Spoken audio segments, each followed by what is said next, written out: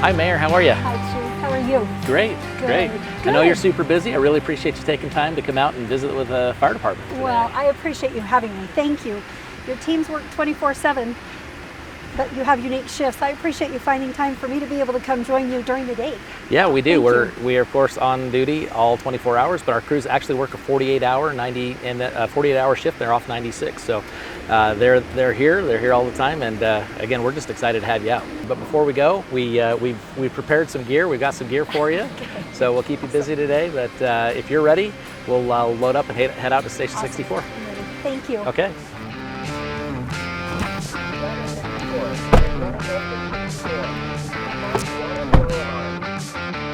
Wow.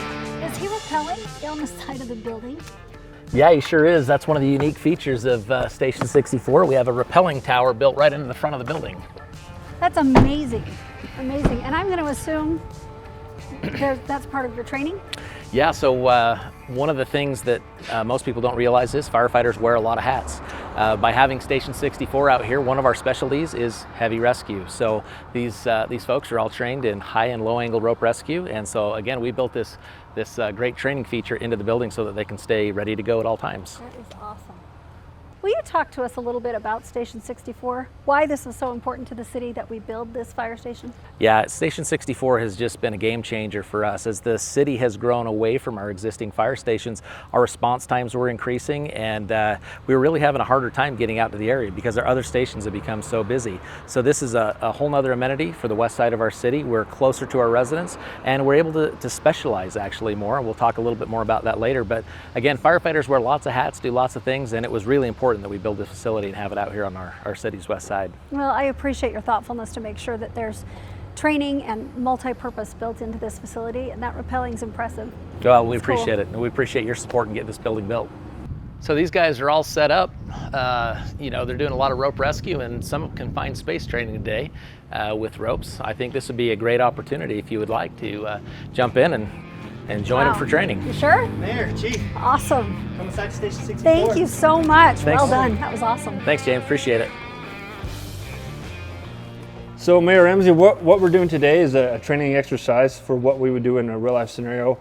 For example, if we have a bunch of sewer vaults and electrical vaults throughout the city, and sometimes workers go down there, they pass out, they have a medical emergency, and we have to set up our tripod and our mechanical advantage system and lower down and help bring them back up. So that's what we're going to do today. Okay. So, are you ready to lower? I'm ready. Okay, lower, team ready? Ready? Okay, lower away. So it's just a nice, easy descent down until we get you on the bottom. So if you were the rescuer, Mayor Ramsey, and we had a victim down below, what we would do, we'd give you like a basic medical kit to check their vitals, make sure they're breathing. We'd have a 4-gas monitor to monitor the air down there.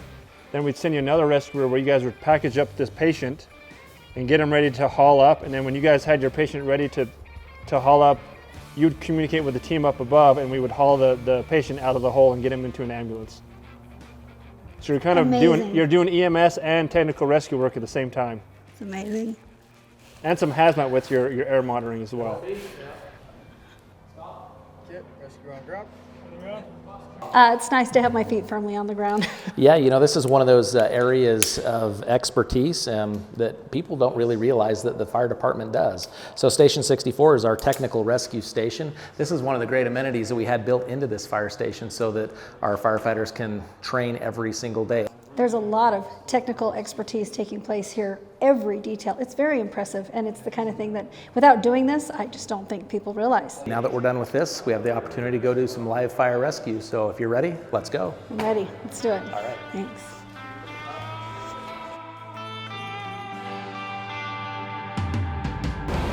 This is actually my first time riding in any sort of fire truck. As a tailboard, this Yes. is what we call this position.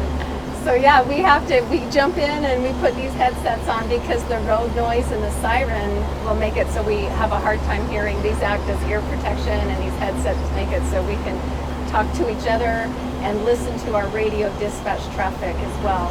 So we all know kind of anything new coming in. So we seem essential. Right? Oh, very much so. So I have heard a rumor about you. Oh, no. I've heard you're definitely the best cook out of the whole team. I don't know about that, but I sure try to treat these guys good because they're good to me. This is the best crew, I will argue, That's everywhere. awesome. Well, your crew says you're the best cook, and they are grateful for you. Well, I like it when anybody likes my cooking. Good. So talk to me about, what if you are cooking dinner, though, and a call comes through?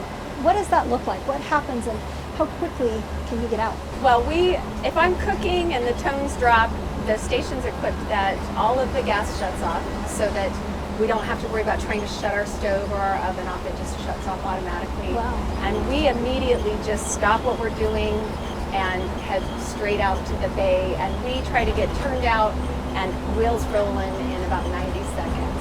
And that's really what we have control over, is how quickly we get in this truck and roll, because we don't know what we're going to meet as far as weather, traffic, or any other obstacles that might delay our response. And Wow. so we try to be very, very quick.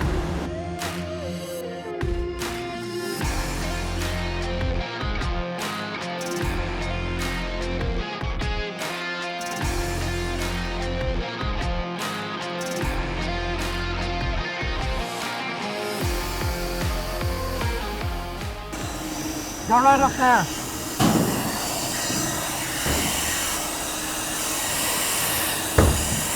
And then when we get to the top, I'm going to give you the nozzle so you can put the fire out. Okay, and I just pull back, right? So so here's our stairs, okay? Yeah. And I'll help you. Okay.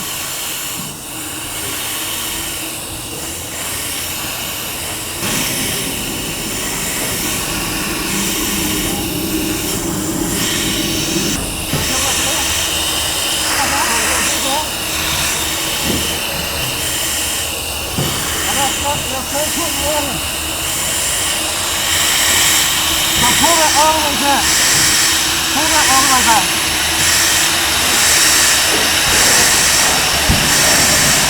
All right.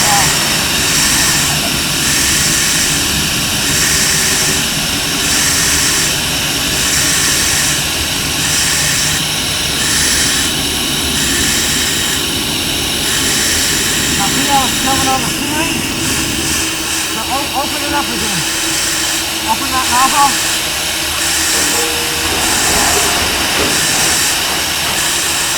Okay, now shut it off. So I'm glad you were able to come with us over to that training event. You can see now why it's important that we have the tools and the resources that we have in the fire department, because as an all hazards department, we got to be prepared to respond to any emergency. Seriously, I had no idea. I'm really grateful. Thank you for the turnouts. That was intense. Yeah. And it was so much harder than I could have anticipated. And I was really grateful to have the equipment on, everything that protected me from the heat. Yeah, we have a lot of safety to gear, that. and we do carry a lot of equipment, but I'd love to show you the rest of our apparatus and some of the other the specialty tools that we do have in the fire department. I'd love to see. Great. Yeah. Type 3 Wildland fire engine. So the beauty of this apparatus is it allows us to really have the tools necessary for a lot of the growing wildland urban interface, or the grasslands that we have on the west side of the city. It looks big, it looks massive, but it definitely is a tool for us that allows us to access, and we'll show you when we take a ride, some of the growth that we have out west here. We have to have the ability to make a quick attack on any fire that starts along any of our corridors, Mountain View, Bangerter, or along Bingham Creek and other areas within our city.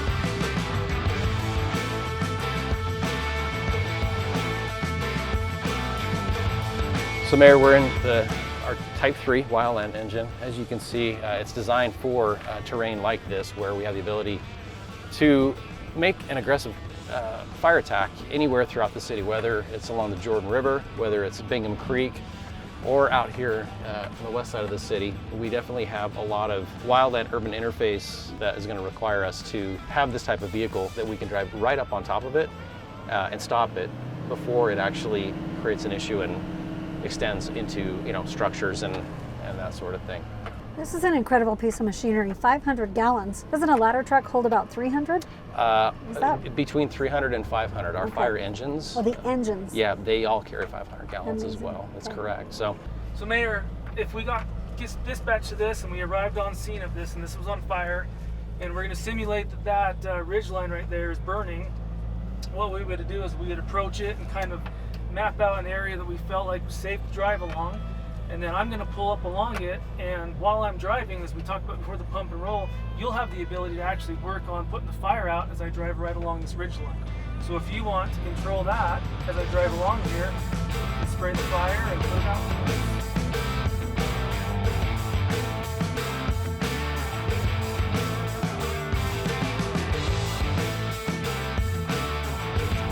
There are so many things that are easy to take for granted that we have to help keep us safe. Most of us just don't know about. So it's fascinating to learn this, and I'm glad to get to share this information with our residents. It's incredible. What an amazing piece of machinery. Thank you. It's a great tool that we have out here. But I actually have one more, our new ladder truck that I'd love to show you. I would love that. Great. Let's head over to Station 61. I'd Great. love to show it to you. Thank you. Hello, Mayor Ramsey. I'm Captain Kelly. This is my crew here, engineer Dallin Wilkes, paramedic Morgan Wade, and paramedic Kendall Iverson. We're on our new ladder truck that we recently got in our city. It's a tractor-drawn aerial, and we love it. It's a great truck. It did take quite a bit of training to get used to it. It's a new style of truck that we've never had before, and it's very versatile in the fact that it can get in a lot of tight places that we never could with this size of a truck normally. So it's driven from the front and the back, and we'd love to talk to you more about it and let you hop in and go through a little bit of our training with us. I would love to see it. So Mayor, actually I'm going to introduce you. This is Kendall Iverson. He's our artilleryman. That means he drives the rear of our ladder truck. He'll be the one training you today. So I'm going to have you jump up, and he'll be sitting right there, but you're going to be out here doing the training. So why don't we load up, and he'll walk you through from up on top. Awesome. Let's do it. Thank Okay. you. Yep. Great.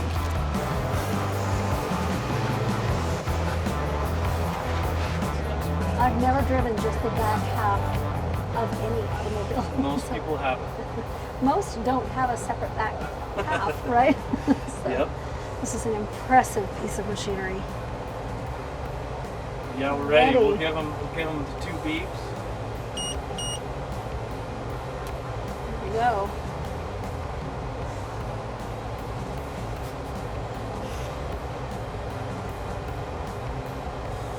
So you're going to want to steer to the right. Opposite of where they're going. Yeah.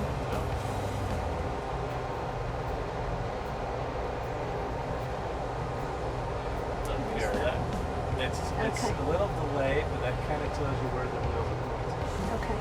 Oh, that's good.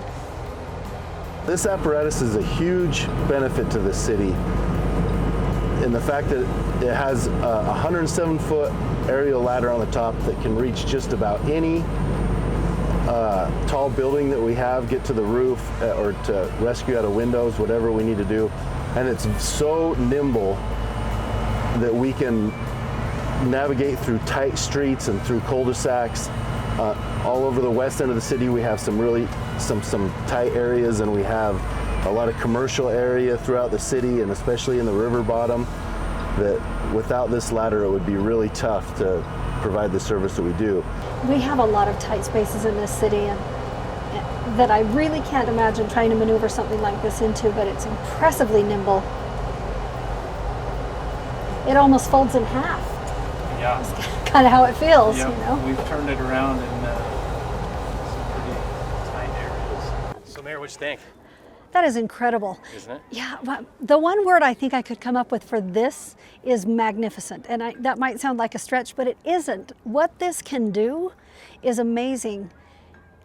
It's such a significant piece to have to keep our residents safe all across the city. Absolutely. The It's important thing for amazing. us is that we have our crews respond quickly, respond efficiently, and have Yeah. the tools to do their job as professionals. So it's getting late.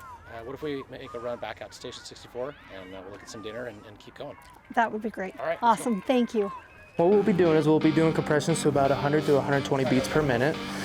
Mary, have you ever done CPR before? I've never done CPR on a person. I took a class a lot of years ago, but I haven't ever performed. Oh, yeah. All right, we're getting a call right now. Would you like to come?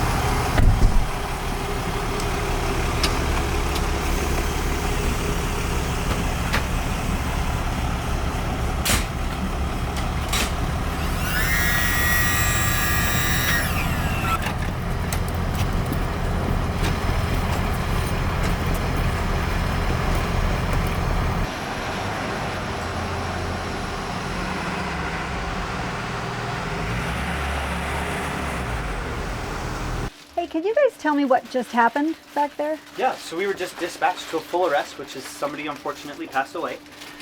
When we got there, the daughter was doing CPR because that's what dispatch instructs them to do. We get to take over and start doing all the stuff that we've been trained to do. We got an IO, we delivered medications, we did CPR. DJ here actually got a great intubation. Yeah, so we intubated just to help her breathe. And once we get that, it helps us tremendously with getting a good chance of survival. This patient actually recovered. We got the heart rate back very quickly, just a couple rounds, couple minutes of CPR, and we were able to transport them to the local hospital. As far as we know, they're alive right now. That is amazing. You just saved somebody's life. Thank you. It's awesome. So if you'd like, we're going to talk about this as we do after every call like this at our kitchen table. So come on. All right.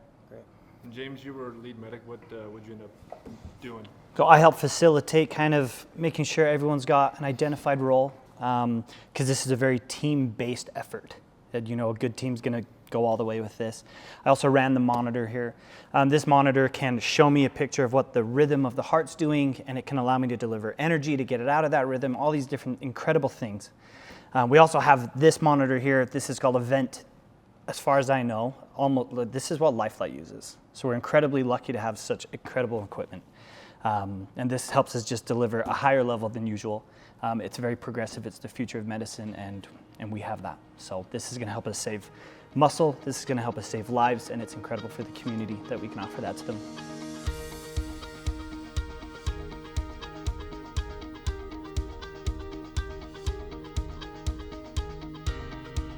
Hi, Mayor. How are you? Chief, how are you? Great. Good. Thanks for coming in. You bet. Thanks for taking the time to meet with me today. Yeah, I appreciate it. Come on in. All right.